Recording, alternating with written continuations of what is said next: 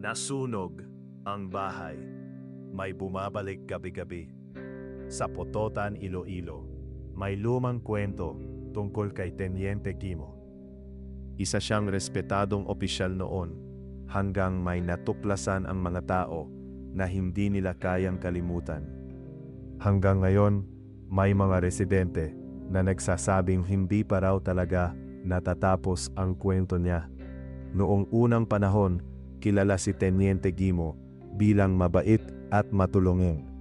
Madalas siyang mag-imbita ng mga bisita sa bahay nila. May malalaking handaan, maraming pagkain at masayang kwentuhan. Pero may napansin ang ilang tao sa baryo. Lahat ng pumupunta sa bahay niya, hindi na nakikitang umuwing mag-isa. May mga pamilya na naghanap sa kanilang kamag-anak. Huling nakita sa bahay ni Teniente Guimo. Isang gabi, may dumating na grupo ng bisita. Katulad ng dati, may handaan. Pero isa sa kanila ang nakapansin ng kakaiba. Sa kusina, may malaking kaldero. At sa tabi nito, may kamay na parang tao. Hindi paa ng baboy, hindi manok, kamay ng tao. Doon nila napagtanto ang kinakatakutan ng buong baryo. Si Teniente Guimo at ang pamilya niya ay mga aswang. Agad tumakas ang bisita at nagising ang buong baryo. Nagdala sila ng sulo at galit. Sinugod nila ang bahay ni Teniente Guimo.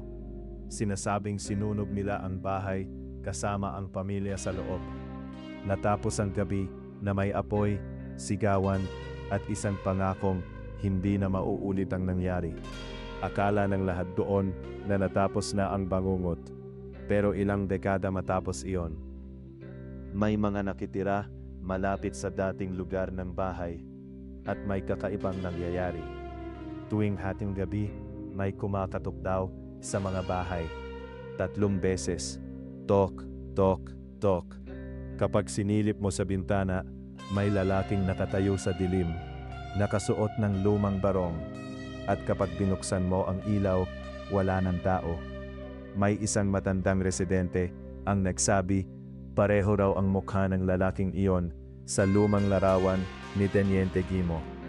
Pero ang tanong ng lahat, kung nasunog na siya noon, sino ang kumakatok ngayon? Kung nakatira ka sa Iloilo, narinig mo na ba ang kwento ni Teniente Guimo? Comment mo kung ano ang alam mong bersyon.